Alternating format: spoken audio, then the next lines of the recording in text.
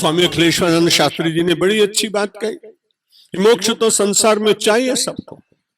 मैंने प्रत्यक्ष रूप से 50 वर्ष के प्रवचन के काल में छोटी छोटी घटनाओं से भी बहुत कुछ सीखने का प्रयत्न किया है। एक बार महाराणा मेवाड़ उदयपुर के राजप्रासाद में मुझे नवरात्र के आमंत्रण में ले गए और मुझसे कहा कि उदयपुर के महल में अगर आप नवरात्र करें तो मुझे बड़ा अच्छा लगेगा। मैं वहां ठहर गया। राजा का महल कितना बड़ा होता है आप कल्पना कर सकते हैं। राणा प्रताप के वंशज का वो महल वो कितना अच्छा रहा होगा। मैं उसमें ठहरा, लेकिन हर रोज सवेरे उठ के मेरा मन कुछ क्षण के लिए उदास हो जाता था, क्योंकि उसी मेरे कक्ष के सामने एक चांदी के पिंजरे में एक तोता बंद था, लेकिन उसके सामने सोने की कटोरी में एक में दूध और दूसरे में चावल रखा था। कुछ और मिठाइयां जब खाते खाते वो थक जाए तो कुछ फल के टुकड़े भी रखे हुए थे। वो कभी कभी चोंच मारता, फिर आंखें बंद कर लेता, कभी एक पैर पर खड़ा हो जाता। मैं उसको देखता तो मेरे मन का मेरे हृदय की दया भावना जगती कि कितना अच्छा है, लेकिन उदास कितना है। बोलता नहीं, बहुत कम बोलता, क्योंकि उसे अपने उन्मुक्त आकाश का स्मरण हो आता, उसे वनराजी याद आती, उसे अपने जंगल के वृक्ष याद आते। एक दिन मैंने सोचा चलो मैं पिंजरा खोल देता हूं, कौन देखता है यहां, उड़ जाएगा। तत्काल मन में विचार आया कि तू तो अतिथि है ना, तेरा तो कोई अधिकार नहीं यहां, 7 दिन के बाद तुझे छोड़ देना इस महल को, इसलिए अनधिकार चेष्टा होगी ये ठीक नहीं। लेकिन मन मथता रहा, पीड़ा जगती रही। उसी राजप्रासाद में रहने वाले किसी अधिकारी का एक 5 वर्ष का छोटा बालक आया। उसने जैसे ही पिंजरा खोला तोता उड़ गया, और जैसे वो उड़ा उसने बड़ी कृतज्ञता से मेरी ओर देखा। बंधन में था, तुमने मोक्ष दिला दिया, इससे बढ़कर और सुख क्या हो सकता है। एक पक्षी को मोक्ष चाहिए, वो पिंजरे में बंद नहीं रहना चाहता। फिर सरस्वती शिशु मंदिर में एक बार गया, छोटे से 7 वर्ष के बालक के मस्तक पर हाथ फेरकर उसे अपने निकट बुलाकर उससे पूछा, तुम बताओ तुम्हें तुम्हारे इस स्कूल में सबसे अच्छा कब लगता है। मेरी कल्पना थी कि बालक कहेगा कि जब बिस्किट बंटते हैं, टॉफी बंटती है, इनाम मिलता है, अवार्ड मिलता है, तब मुझे अच्छा लगता है, ऐसा ये उत्तर देगा, ऐसी मेरी कल्पना थी। उसने कहा आपको क्या बताऊं महाराज जी। मैंने कहा नहीं बताओ ना। उसने कहा जब छुट्टी की घंटी बजती तब सबसे ज्यादा मजा आता। उस बालक के मन में मोक्ष बैठा है ना, दीवालों के बीच में सदा नहीं रहना चाहता है। एक छोटा सा बालक परिधि को तोड़कर उन्मुक्त जीवन जीना चाहता है। एक पक्षी पिंजरे को तोड़कर उन्मुक्त आकाश में उड़ना चाहता है। लेकिन कभी कभी दया आती है हमें उन लोगों के ऊपर जो संसार के पदार्थों के पिंजरे में पूरा जीवन व्यतीत करके पछताते हुए यहां से चले जाते हैं। पश्चाताप करने के लिए जीवन मिला नहीं, ये तो प्रसन्नता पूर्वक प्रस्थान करने के लिए, जीवन के कर्तव्यों को पूर्ण करने के लिए, परस्पर एक दूसरे को देवता मानकर एक दूसरे का सत्कार करते हुए, यह परमात्मा का आनंद वन है। और इसीलिए यहाँ के भगवान शंकर का नाम वनखंडी, क्योंकि जंगल जो होता है वो बड़ा खतरनाक होता है, भटक जाता है आदमी। लेकिन वन में तो हमारे ऋषि लोग रहे, जंगल में नहीं रहे, वनों में रहे। लो और कुछ का जन्म भी वाल्मीकि आश्रम के पवित्र वन में हुआ। जितने हमारे वेदों की ऋचाएं हुई वे सब सरिताओं के तट पर बैठकर वन में निवास करने वाले वन कुटीरों में हुआ। इस देश का रक्षण करने वाला भी वह गरीब व्यक्ति, ईसाइयों के बहुत बड़े प्रलोभन से बचते हुए हिंदू धर्म का रक्षण करने वाला इस देश का वनवासी समाज आज भी कहीं श्रेष्ठ दिखाई पड़ता है। इसलिए हमको ऐसा लगा कि नाम बड़ा अच्छा है, वनखंडी पारदेश्वर। और पारदेश्वर का अर्थ ये है, मरकरी में एक गुण होता है कि जितनी धातुएं होती हैं वो सबको खा लेता। तो जो पारद होता है उसमें चांदी भी, इसमें कम से कम 50 किलो चांदी लगी। और जिन्होंने बनाए स्वामी नारदानंद जी महाराज उज्जैन के, उन्होंने बताया कि जितनी में चांदी डालता जाता ये सबको आत्मसात करते जाते हैं।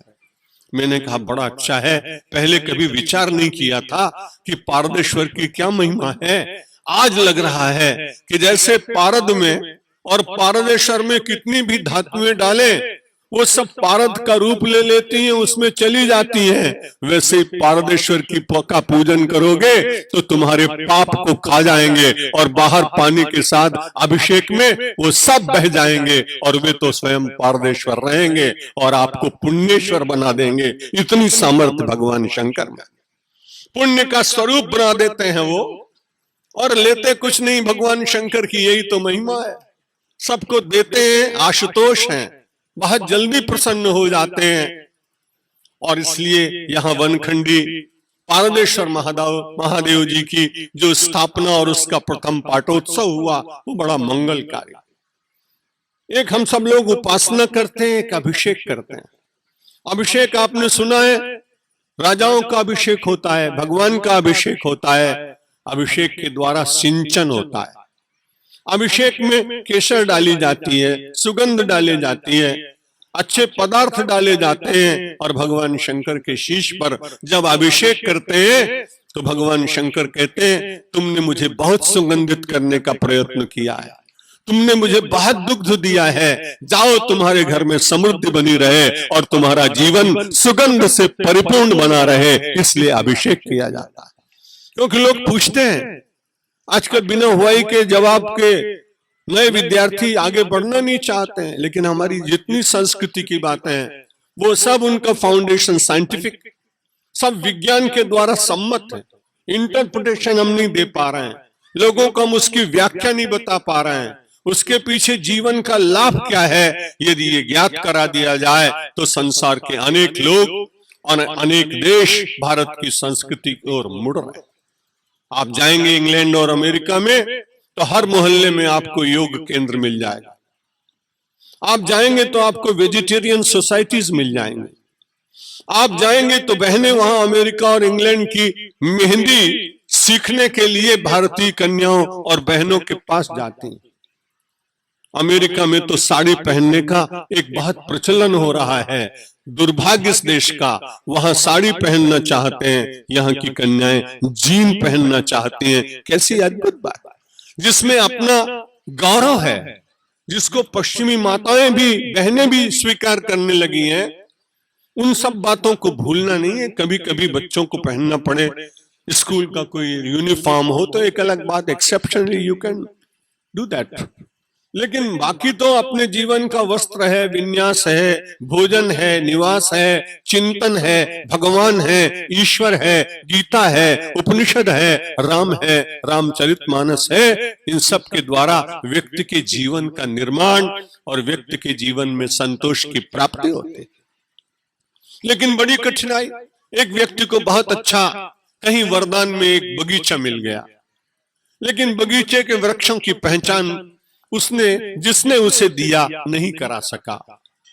वो व्यक्ति सवेरे उठकर ठंडी के दिनों में अपने बगीचे का एक एक पेड़ काटता, रोज तापता, लगभग आधे से ज्यादा बगीचा जल गया, पर उसे कुछ चिंता न हुई। पर एक दिन अचानक उसने उसी बगीचे की एक लकड़ी से एक छड़ी बनाई थी और वो बाजार में गया। जिस दुकान पर बैठा सुगंध आ रही थी, व्यापारी ने देखा कि इसके हाथ में लकड़ी जो है ये बड़ी सुगंधित है। उसने उठा के सूंघा, सूंघने के बाद कहा कि आपका ये, आपकी छड़ी, आपकी स्टिक बड़ी अच्छी है, ये तो बड़ी मूल्यवान है, ये तो चंदन की है, अगर तुम इसे बाजार में बेचो तो कम से कम 200 रुपए मिल जाएंगे। तब उसने कहा इतनी मूल्यवान लकड़ी, मैंने तो पूरा आधा बगीचा ही ताप डाला, जला जला कर। विचार करिए, परमात्मा ने आपको चंदन जैसा जीवन दिया, पर आपने विषय के अग्नि में यदि उसे जला दिया तो पश्चाताप होगा। इसलिए उसकी सुगंध को जीवित रख। उसको सुगंध की, उसकी सुगंध को कैसे जीवित रखा जाए।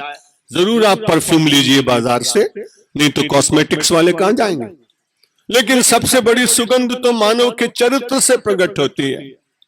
सबसे बड़ा जो सौरभ है वो मानव के अंतर से प्रकट होता है। और भारतीय संस्कृति मानव जीवन के मूल्य को बार बार उपदेशों के द्वारा और शास्त्रों के द्वारा बताती है। यह हमारे और आपके जीवन की बड़ी विचित्र बात है कि हमको और आपको कोई आदमी ये नहीं कहता है कि सोना बड़ा मूल्यवान है, संभाल के रखना।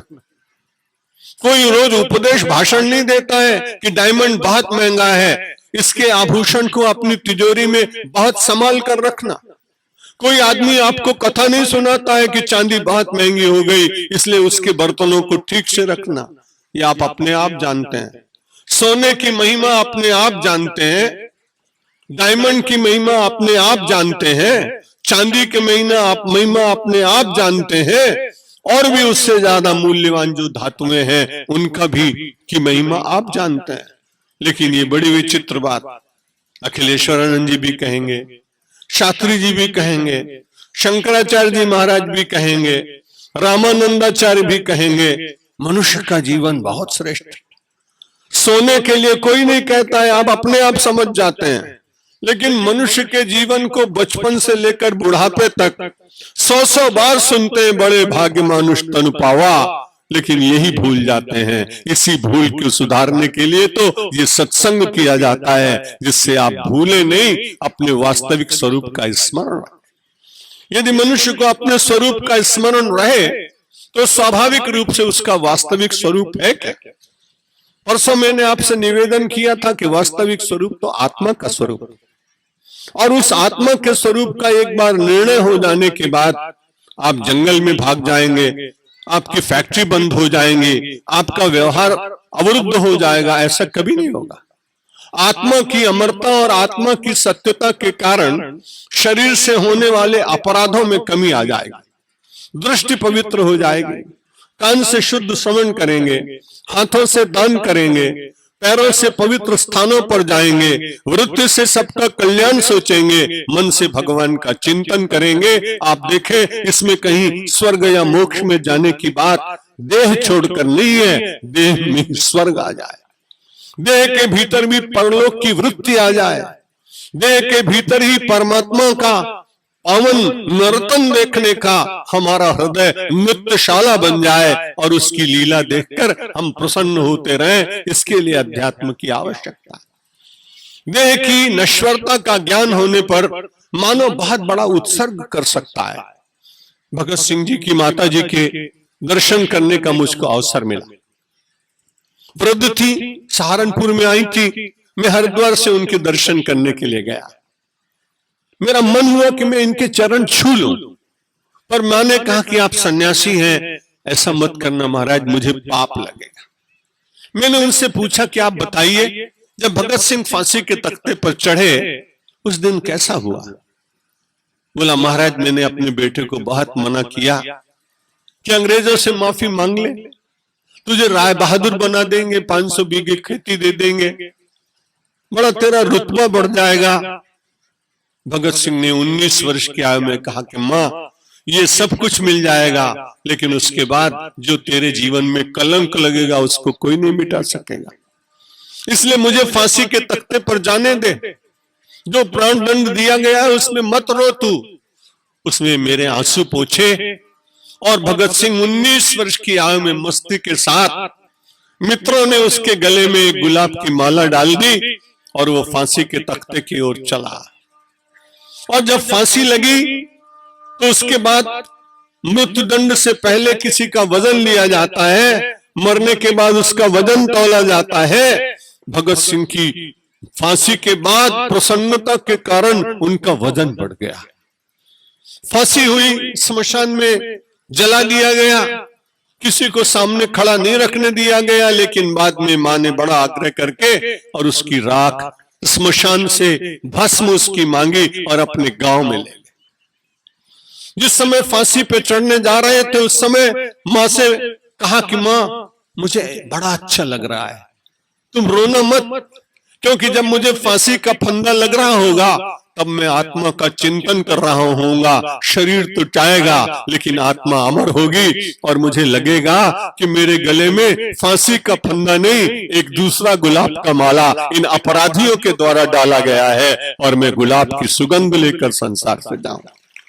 आत्मा की अमरता ज्ञात हो जाने पर बलिदानी अपने प्राणों को पुष्प की तरह अपने राष्ट्र और अपनी भारत माता के लिए अर्पित कर देता है। आत्मा की अमरता भगवान श्री राम के भीतर है। जंगल में जा रहे हैं, सीता जी पीछे पीछे जा रही हैं। संभावनाएं बहुत हैं, कष्ट मिलेंगे, प्राण भी जा सकते हैं, लेकिन मन में विचार आया कि एक बार जो वचन से निकलता है उसको पूर्ण करना, ये रघुवंशियों का स्वभाव। भगवान श्री राम उस समय आत्मा की अमरता, संसार की नश्वरता यदि इसका बोध न कर पाते तो वो इतने बड़े राज्य का परित्याग न कर पाते। एक दिन तो मैंने विनोद में कहा कि राम जी से जरा सी चूक हो गई। अरे राम जी की चूक बताना मेरे जैसे साधारण आदमी को ये तो अपराध। लेकिन वर्तमान समय की जो बातें अभी सुन रहे थे आप शास्त्री अखिलेशानंद स्वामी से, एक विचार भगवान के मन में आ जाता तो बच जाता। सवेरे 7 बजे राजा दशरथ ने कहा था कि आपको जंगल में जाना। राम जी कहते कि मैं 2-3 घंटे तो लग जाएंगे, सब कुछ छोड़ के जाना है, मित्रों से मिल लूं, अपनी चीजें देख लूं। 14 वर्ष में पता नहीं कौन कौन वस्तुएं खराब हो जाएंगी। और 10 बज जाता, कल्पना करिए, और 10 बजे तुरंत अयोध्या में किसी अच्छे एडवोकेट के पास जाकर और भगवान श्री राम स्टे ऑर्डर लाके और दशरथ के हाथ में रख देते। दशरथ क्या कर लेते? फिर तो रुक जाता ना वनवास। लेकिन भगवान श्री राम ने तुरंत मन में विचार किया कि नहीं नहीं नहीं, भारत की संस्कृति भिन्न संस्कृति है। अनुचित उचित विचार तज, जय मानहि पितु बहन, ते भाजन सुख सुयश के, बसहि अमरपुर ऐन। जो अपने पिता की बात मानते हैं ते भाजन सुख सुयश के, उनको सुख मिलता है, उनको सुयश मिलता है। और यही बात है कि अकेले होने पर भी, जैसा आपने पूर्व वक्ता के विस्तृत प्रवचन में श्रवण किया, राम कभी भी मन में दुखी नहीं हुआ। कभी उनको ऐसा नहीं लगा कि मैं पराजित हो जाऊंगा। बार बार उनके मन में विचार आता, यदि मैंने धर्म पूर्वक जीवन व्यतीत किया होगा तो सारे संसार में यदि मानव मेरी सेवा करने के लिए नहीं आया तो पशु मेरी सेवा करने आए। उनके धर्माचरण के द्वारा विकसित हुआ आत्मविश्वास देवताओं को भी व्यथित करता है। और देवता लोग वानर और भालू का रूप बनाकर जंगल में आते हैं और राम से कहते हैं, तुम्हारे धर्म के पालन ने हमको विवश किया, हम स्वर्ग की सुविधाएं छोड़कर तुम्हारी सेवा करने के लिए आए और अपने जीवन को धन्य मानते हैं। यदि आपका आचरण पूरी तरह से आज धर्म में नहीं हो सकता, परिस्थिति ऐसी, लेकिन फिर भी प्रयत्न करिए। अधिकतम यदि व्यक्ति धर्म का पालन करना प्रारंभ कर देगा तो उसके भीतर की अपनी ऊर्जा जगेगी, अपनी शक्ति जगती है, और अपनी उस शक्ति के कारण व्यक्ति संसार में असंभव को संभव कर सकता है। परमात्मा की है ही अद्भुत शक्ति जो सारे संसार में बड़े साधारण व्यक्ति को बहुत असाधारण बना देता है। जो चैतन्य का जड़ करे, जड़ई करई चैतन्य, अस समर्थ रघुनाय कहीं भजही जीव ते धन्य। धन्यवाद का पात्र कौन है? जो परमात्मा का ऐसा स्मरण करे कि मेरा परमात्मा पूर्ण शक्तिशाली है, पूर्ण सामर्थ्यवान। मुझे कुछ प्राप्त नहीं हो रहा होगा मानो प्रारब्ध के कारण, तो परमात्मा नहीं दे रहा, ऐसा विचार मत करिए। कितने जन्म की यात्रा करके हम और आप आए। इस जन्म में आपको मालूम है कि बचपन से अब तक आपने किसी का नुकसान नहीं किया, किसी की कोई क्षति आपने नहीं की। लेकिन मैं आपसे नम्रता पूर्वक पूछता हूं कि पिछले जन्म की डायरी में क्या लिखा है आपको मालूम? उससे पहले 84 लाख योनियों की जो डायरियां हैं, जैसे कंप्यूटर में मेमोरी में डाल दिया जाता है आजकल, वैसे ही भगवान की मेमोरी में 84 लाख योनियों के हमारे और आपके कर्म जो वहां लिखे हुए हैं उसके अनुसार ही तो निर्णय होगा। जब ऐसा हो तब सोचना परमात्मा दंड नहीं दे रहा है, मुझसे ही कोई ऐसा कुछ कर्म हो गया होगा जिसका फल मुझे भोगना पड़ रहा है। और जब ऐसा विचार करेंगे तो रुदन नहीं होगा। अगर किसी आदमी को कर्जा चुक जाए तो वो खुश होता है, रोता थोड़ी। यदि आपके किसी कष्ट का निवारण हो गया, थोड़े दिन के लिए आया, तो विचार करिए कि एक ऋण चढ़ा था वो उतर गया, अब मैं और बहुत हल्का हो जाऊंगा, मेरा बोझ मिट जाएगा। परमात्मा की बगिया के आप सब फूल हैं, शाखाओं में बहुत वजन होता है और उसके साथ में जो स्तंभ होता है उसमें बहुत वजन होता है, उसके तने में बहुत वजन होता है, लेकिन फूल तो कितना, इतना कोमल, वजन नहीं। तो मैं तो आपसे यही प्रार्थना करूंगा कि अपने को भार मत मानिए। यदि भार मानेंगे और जो कुछ आप कर रहे हैं उसको भी भार मत मानिए। जीवन को यदि आपने भार माना तो मुझे तो कभी कभी बड़ा अच्छा लगता है, स्टेशनों पे जाना पड़ता है। एक महीने में 22 दिन का प्रवास करता हूं, अधिकांश तो विमान में, लेकिन बार बार ट्रेनों में भी जाना पड़ता है। लेकिन जब मैं उतरता हूं, प्रथम श्रेणी में होता हूं, तो तुरंत दौड़कर एक लाल कमीज पहने हुए, अपने हाथ में एक पीतल की प्लेट बांधे हुए, हम किसी का नाम नहीं जानते तो उसको कुली कुली कुली कहकर पुकारते हैं, वो दौड़ के आता है, मेरा सूटकेस अपने सर पर रखता है, ब्रिज क्रॉस करता है, हमारी गाड़ी में सामान रख देता है, थोड़ा झगड़ता है, 2-4 रुपए ज्यादा ले लेता है, पर अच्छा लगता है। पर उसके बाद देखता हूं 2-4 लंबी सांस ली और बड़ा प्रसन्न होता है। मैंने कहा भाई तुम बड़े अच्छे हो। बोले महाराज कितना, 15 मिनट का तो काम था, 15 मिनट का भार उतारा, अब मैं आराम में हूं। मैंने कहा तुम बहुत अच्छे हो, क्योंकि तुम केवल 15 मिनट का ही भार उठाते हो, लेकिन हम जो सभ्य लोग हैं वो पूरी जिंदगी को ढोने का प्रयत्न करते हैं। ऊपर से हम बड़े साहब, लेकिन भीतर से कुली की जिंदगी जी रहे हैं। कुली बनने के लिए आप नहीं आए, आप तो परमात्मा की बगिया के एकदम खिले हुए पुष्प हैं, जिसमें पराग है, जिसमें सुगंध है, जिसमें कोमलता है, जिसमें सौंदर्य है, जो कंटकों के बीच में भी अपने सद्गुणों को प्रकट करता है। मेरा निवेदन इतना ही है, अपने जीवन को भार मत मानो, जीवन को प्रसाद मानो। जीवन को प्रसाद मानने के लिए परमात्मा की प्रार्थना से और प्रसाद को परिपूर्ण करने का प्रयत्न करो। और उसके बाद जब जब कभी उदास होने लगो तो देखना कि गुलाब के पास कितने कांटे हैं, फिर भी मुस्कुरा रहा है, हिल रहा है, हिल हिल करके सवेरे परमात्मा के चरणों में वंदन प्रदान कर रहा है। इतने कांटे आपके जीवन में नहीं है जितने गुलाब में है, लेकिन गुलाब मुस्कुराता है, प्रसाद बनकर सारे संसार को प्रसन्नता बांटता है। आप ईश्वर की बगिया के गुलाब, खूब मुस्कुराएं, खूब हंसें, खूब प्रसन्नता बांटें, जीवन के चरित्र की सुगंध बटे।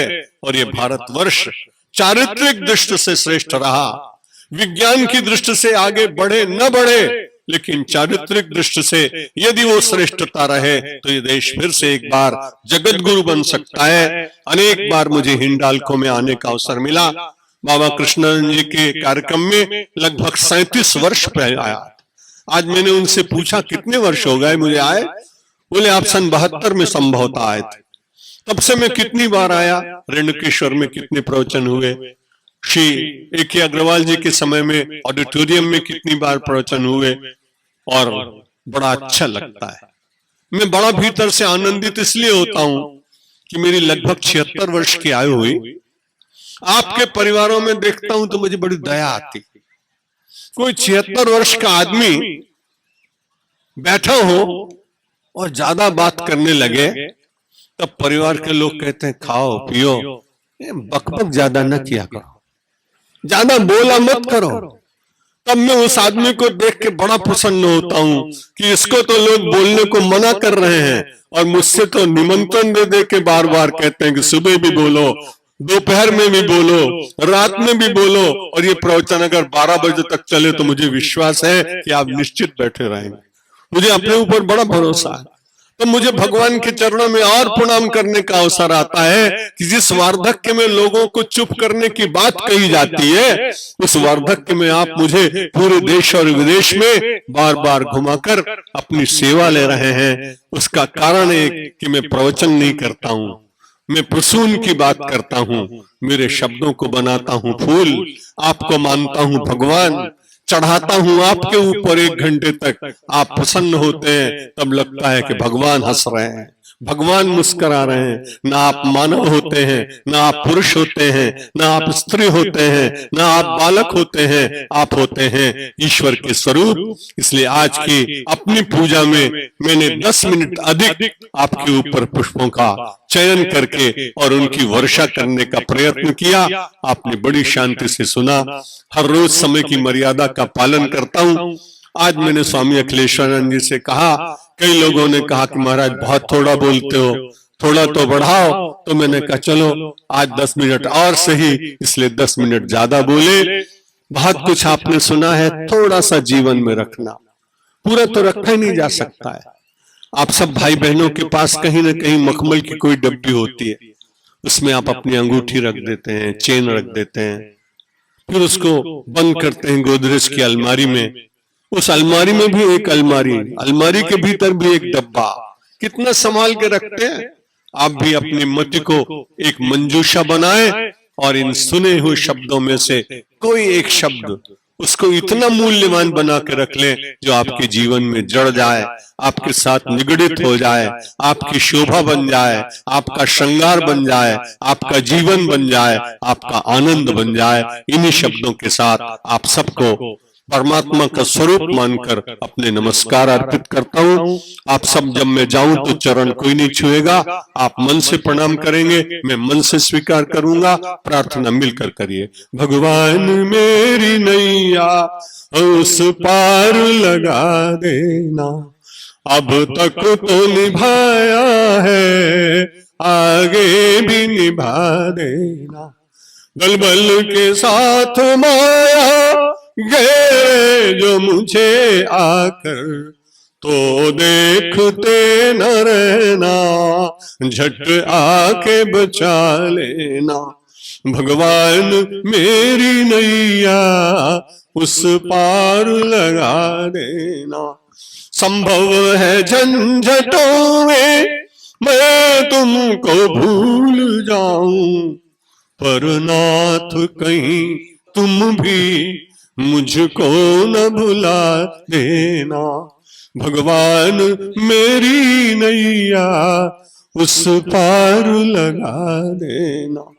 तुम देव मैं पुजारी, तुम इष्ट मैं उपासक, ये बात अगर सच है, सच करके दिखा देना। भगवान मेरी नैया उस पार लगा देना, अब तक तो निभाया है, आगे भी निभा लेना। शंकर भगवान की, रामचंद्र भगवान की, कृष्णचंद्र भगवान की, जगदम्बे माता की, गायत्री माता की, पवन सुत हनुमान की, सब संतों की, भारत माता की, धर्म की, अधर्म का, प्राणियों में, विश्व का। हर हर महादेव। एक सूचना और है, यह यज्ञशाला है और वहां प्रत्येक रविवार को यज्ञ होता है। उसमें समन्वय परिवार और गायत्री परिवार दोनों मिलकर कार्य करते हैं। गायत्री परिवार के यज्ञ का कार्यक्रम पूरे देश में चलता है। उनके शांति कुंज और उनके संस्थापक आचार्य वेद मूर्ति श्री राम शर्मा जी महाराज से भी मेरा बड़ा संबंध रहा है। इसलिए उस यज्ञ में भी जो गायत्री परिवार के द्वारा विशेष रूप से आयोजित होता है, समन्वय परिवार उसमें सम्मिलित रहता है। जरूर आप आए और यज्ञ से भी अपने जीवन में ऊर्जा ग्रहण करने का प्रयत्न करें। बहुत बहुत धन्यवाद।